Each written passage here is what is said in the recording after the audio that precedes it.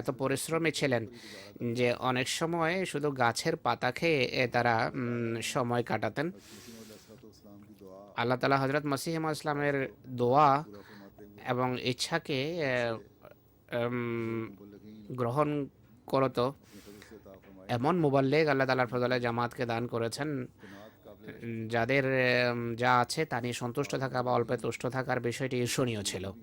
আজকে মুবাল্লিগদের অনেক সুযোগ সুবিধাও রয়েছে, অনেক সুযোগ সুবিধা তারা ভোগ করছে। পূর্বে অবস্থা এমন ছিল না। এখন যে আমাদের আর্থিক অবস্থা আল্লাহর ফজলে অনেক ভালো। আল্লাহর ফজলে যথাসাধ্য তাদের দেখাশোনার চেষ্টা করা হয়, যদিও কোনো কোনো স্থানে এখনও কষ্ট আছে বা অসচ্ছলতা রয়েছে। কিন্তু ধর্মের জন্য যখন সকল কোরবানির আপনি সংকল্প করেছেন, তখন এই কষ্টকে আর ভ্রুক্ষেপ করা উচিত নয়।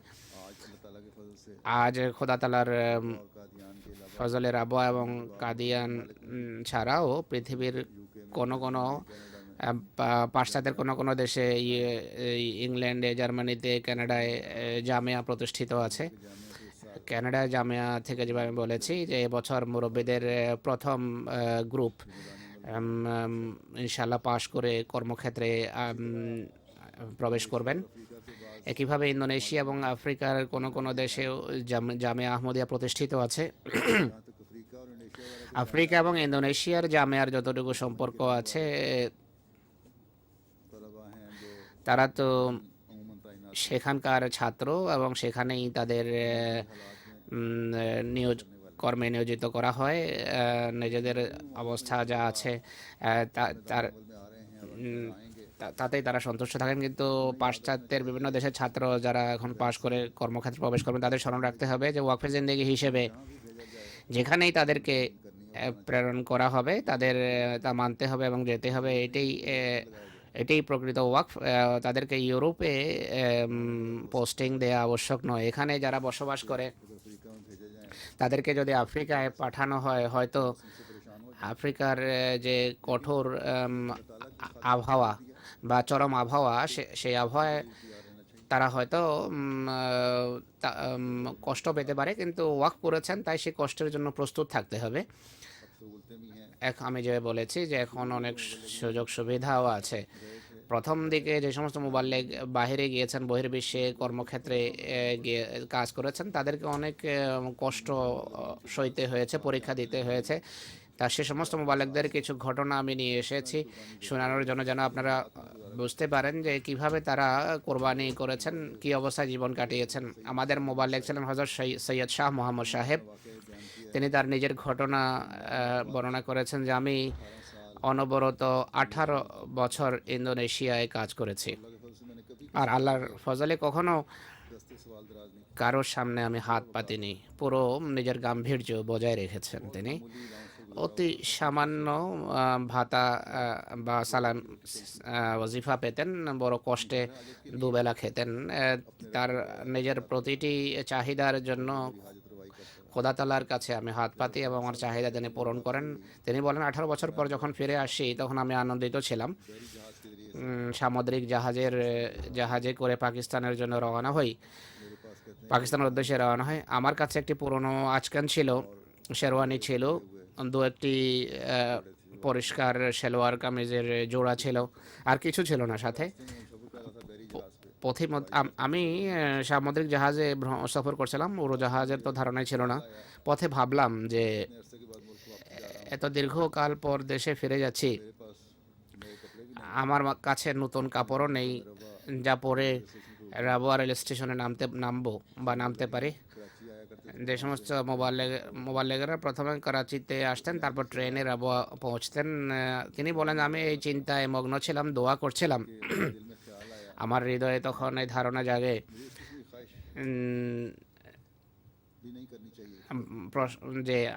যে আমার কখনো এ ধরনের বাসনা পোষণই করা উচিত নয়। এটি ওয়াকফে জিন্দেগির প্রকৃত যে স্পিরিট, তার পরিপন্থী, তার বিরোধী। তিনি বলেন এরপর আমি তওবা ইস্তেগফার করলাম। কয়েকদিন পর জাহাজ সিঙ্গাপুরে যাত্রা বিরতি দেয়। তিনি বলেন আমি জাহাজের ডেকে দাঁড়িয়ে তাকাচ্ছিলাম চতুর্দিকে। এক ব্যক্তিকে একটি পটরি উঠিয়ে দেখলাম যে জাহাজের কাপ্তানের কাছে আসে সোজা এবং তাকে কিছু জিজ্ঞেস করে। কাপ্তান তাকে আমার কাছে পাঠিয়ে দেয়, সেই ব্যক্তিকে। সে আমার সাথে কোলাকুলি করে এবং বলে যে আমি আহমদি। আমি সে ব্যক্তি আহমদি এবং দর্জি, টেলারিং করে। সে বলেন যে আমি যখন আলফাজলে পড়লাম যে আপনি আসছেন রাস্তায়, এখানে আপনার যাত্রা বিরতি হবে, তখন আমার ইচ্ছা হলো যে আপনাকে কিছু তোহফা দেই, উপহার দেই। আপনার ছবি আমি দেখেছি, তা আপনার সাইজের আমার ধারণা ছিল। আপনার জন্য দুই জোড়া কাপড় নিয়ে এসেছি, আর একটি শেরওয়ানি আর একটা পাগড়িও প্রস্তুত করেছি। আমি দর্জি, আমি টেইলর, এটি আমার পক্ষ থেকে আপনি অনুগ্রহপূর্বক গ্রহণ করুন। হযরত শাহ সাহেব বলেন যে এই কথা শুনে আমার চোখে পানি এসে যায়, যে কিভাবে আমার আল্লাহ আমার ইচ্ছা পূরণের জন্য এক আহমদের হৃদয় প্রেরণা সৃষ্টি করেছেন, যাকে আমি জানতাম না, আর তিনিও আমাকে জানতেন না।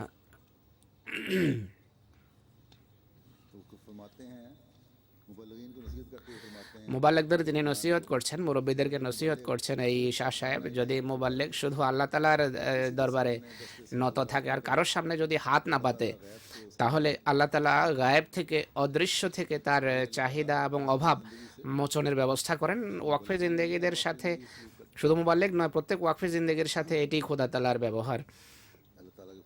আল্লাহ তাআলার ফজলে কর্মক্ষেত্রে আজও আমরা এই দৃশ্য দেখি। এরপর মৌলানা গোলাম আহমদ সাহেব সম্পর্কে তার এক ছেলে লিখেছেন, নামের শেষ অংশ বুঝিনি আমি। তিনি বলেন ইনিও দীর্ঘকাল বাহিরে ছিলেন। হায়দ্রাবাদে তাকে নিযুক্ত করা হয়, জামাতের পক্ষ থেকে ছোট একটি ঘর তাকে দেয়া হয়। সেই ঘরের অবস্থাও বড় খারাপ ছিল। যেহেতু দীর্ঘকাল বাইরে ছিলেন তিনি, তাই আমরা আনন্দিত ছিলাম যে আব্বা কিছুদিন তো আব্বা তো আমাদের সাথে এখন থাকবেন। কিন্তু ঘরের অবস্থা দেখে একদিন তার ছোট ভাই হযরত মৌলানা গোলাম আহমদ ফারুক সাহেবকে তিনি যেভাবে বুঝতেন সেভাবে বলেন যে আব্বা জামাতকে অনুরোধ করুন যে ঘর যেন মেরামত করিয়ে দেয়া হয়। হযরত মৌলানা ফারুক সাহেব জানতেন যে ওয়াকফ কি হয়। তিনি এই সমস্ত বিষয়ের সাথে তার কোনো সংশ্লিষ্টতাই ছিল না। তিনি বড় স্নেহের সাথে সব ছেলে মেয়েকে ডাকেন এবং পাশে বসান, আর অত্যন্ত সুন্দরভাবে বুদ্ধিমত্তার সাথে ওয়াকফে জিন্দেগির সাদামাটা জীবনযাপন এবং সাদামাটা জীবন সম্পর্কে তাদেরকে তিনি নসিহত করেন। তিনি বলেন যে প্রতিটি ইচ্ছাকে চাপা দেয়া বা পিষ্ট করা ওয়াকফে জিন্দেগির লক্ষ্য। আর আমার আন্তরিক বাসনা যে তোমরা এই ক্ষেত্রে আমাকে সাহায্য করো, জীবনের প্রতিটি পদক্ষেপে তিক্ততাকে গ্রহণ করে খোদা তাআলাকে সন্তুষ্ট করো। এরপর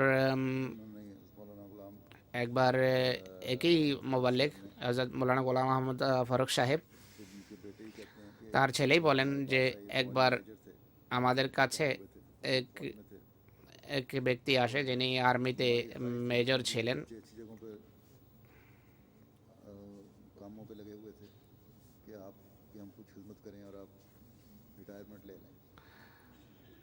না, তার ছেলে মনে হয় মেজর ছিলেন। তিনি বলেন যে আব্বাকে বললাম যে আপনি রিটায়ারমেন্ট নিয়ে আমাদের কাছে কিছুদিন থাকেন, আপনার সেবা করতে চাই। পিতা বলেন যে আমি কালকে উত্তর দেব। আমরা ভাবলাম যে আব্বা হয়তো আমাদের অনুরোধ গ্রহণ করবেন, তিনি হয়তো বলবেন যে তোমাদের কাছে আমি আসবো। কিন্তু তার ছেলে বলেন যে আমাদের এই আনন্দ সাময়িক ক্ষণস্থায়ী প্রমাণিত হলো। তিনি আমাদের কাছে বসান এবং বলেন যে আমি অত্যন্ত বিনয়ী এক দুর্বল মানুষ। তোমরা কাল যে কথা আমাকে বলেছ তা আমার মস্তিষ্ককে প্রচণ্ড ঝাঁকুনি দিয়েছে। আল্লাহর ওয়াস্তে এই কথা আমাকে দ্বিতীয়বার বলো না। আমি আমার আল্লাহর সাথে কসম খেয়ে এই অঙ্গীকার করেছে যে ওয়াকফে জিন্দেগির প্রতিটি নিঃশ্বাস, জীবনের প্রতিটি নিঃশ্বাস আল্লাহ ওয়াকফে জিন্দেগি হিসাবে নেব যতক্ষণ পর্যন্ত আল্লাহ আমাকে এই পৃথিবী থেকে নিয়ে না যান। আমার আশঙ্কা হয় যে কোথায় তোমাদের এমন কথায় আমার অঙ্গীকার নবায়নে কোথাও আমি স্খলিত না হই। তাই আবার বলছি যে আজকের পর কোনো দিন এভাবে আমাকে তোমরা কোনো অনুরোধ করবে না, এই কথা বলে তিনি দাঁড়িয়ে যান এবং বলেন যে সবসময় দোয়া করতে থেকো যে খোদার সাথে কৃত আমার অঙ্গীকার যেন আমি সত্য প্রমাণ করতে পারি। তো এই ছিল অল্পে তুষ্ট থাকার দায়িত্ব বা চেতনা। এরপর হজরত মসিম আসলাম বলছেন যে এক ওয়াকফে জিন্দগির জন্য পথের যে সমস্যা বলি কঠোরতা তা যেন সহ্য করতে পারে। গ্রামে গ্রামে ঘুরে মানুষকে আমাদের আগমন সম্পর্কে যেন অবহিত করে ওয়াকফে জিন্দগি। আফ্রিকায় প্রথম দিকে আমাদের যে সমস্ত মোবাল্লিগ গিয়েছেন এবং ভারতেও যে সমস্ত মোবাল্লিগ তবলিগ করতেন, তারা সফরের যে কষ্ট এবং কাঠিন্য তা সহ্য করতেন। পাথেও তেমন হতো না, খাদ্য পানীয় সাজ সরঞ্জামও তেমন ছিল না যার উপর ভিত্তি করে হয়তো তারা সুখে থাকতে পারতেন, এমন কিছু ছিল না। আর পয়সা ছিল না তাদের কাছে। শুধু সফরের কষ্টই সহ্য করেননি, বরং বিরোধিতারও মুখোমুখি হতে হতো। ভারতে এবং আফ্রিকার বিভিন্ন স্থানে একই পরিস্থিতি ছিল। মৌলানা নজির আহমদ আলী সাহেবের অনেক ঘটনা আছে। গ্রামের মানুষ যখন তাকে বের করে দেয়, রাতে জঙ্গলে যখন তিনি রাত যাপন করেন, অনেক মশা ছিল। আফ্রিকার মশা বড় ভয়াবহ হয়ে থাকে। আজ আফ্রিকায় জামাতের যে সুনাম আর আল্লাহ তালা যে অসাধারণ উন্নতি দিচ্ছেন, এই সমস্ত বুজুর্গদের কোরবানি এবং ত্যাগেরই তো ফসল।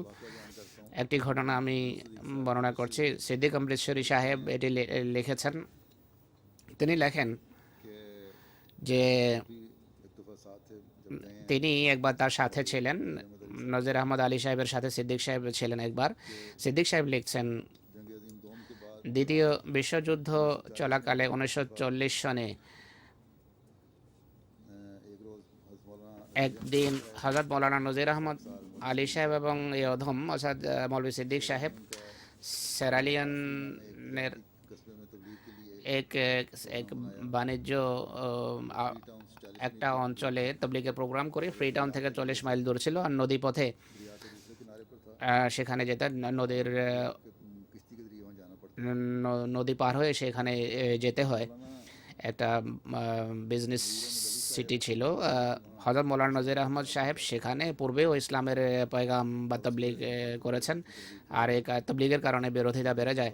এটি তার ইনি বলেন দ্বিতীয় সফর ছিল এখানে। আমাদের অধিকাংশ মানুষ ফলান অমুক গোত্রের এক বিশেষ গোত্র ছিল যারা নিজেদের ইসলাম নিয়ে বড় গর্বিত ছিল।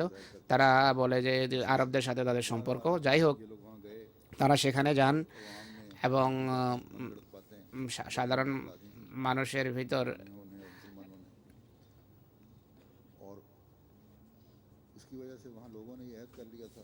সেখানে অনেক অপপ্রচার ছিল আমাদের বিরুদ্ধে। তাই সে কারণে মানুষ পরিকল্পনা হাতে নেয় যে আমাদেরকে সেখানে তারা অবস্থান করতে দেবে না। ইনি বলেন যে আমাদের উদ্দেশ্য ছিল শুধু ইসলামের বাণী পৌঁছানো এবং আহমদীয়তের তাবলীগ করা, আর আহমদীয়তের প্রকৃত শিক্ষা সম্পর্কে অবহিত করা, মুসলিম এবং খ্রিস্টানদের তাবলীগ করা। এই ছিল আমাদের লক্ষ্য। তাই আমাদের পরিকল্পনা ছিল সেখানে যে ভুল বোঝাবুঝি সৃষ্টি করা হয়েছে আমাদের সম্পর্কে, তা কয়েকদিন অবস্থান করে দূর করব। ইনি বলেন যে আমরা নৌকায় রওনা হই। মাগরিবের সময় সেই গ্রামে পৌঁছি। কয়েকদিন অবস্থানের পরিকল্পনা ছিল আমাদের। লেকচার এবং বক্তৃতার ব্যবস্থা করার ইচ্ছা ছিল। তিনি বলেন যে আমরা যখন নৌকা থেকে নামলাম, চিফের বাংলায় যাই। চিফকে সরকারের পক্ষ থেকে সে যুগে একটা গ্রান্ট দেওয়া হতো আতিথেয়তার জন্য সরকারের পক্ষ থেকে, কিন্তু আমাদের সম্পর্কে সেখানে অপপ্রচার ছিল। না, আমাদেরকে বলা হয় যে চিফ এখানে নেই, তিনি ফার্মে গিয়েছেন, এখনও ফেরত আসেননি। বাকি জমিদার যারা ছিল তারা বিরোধী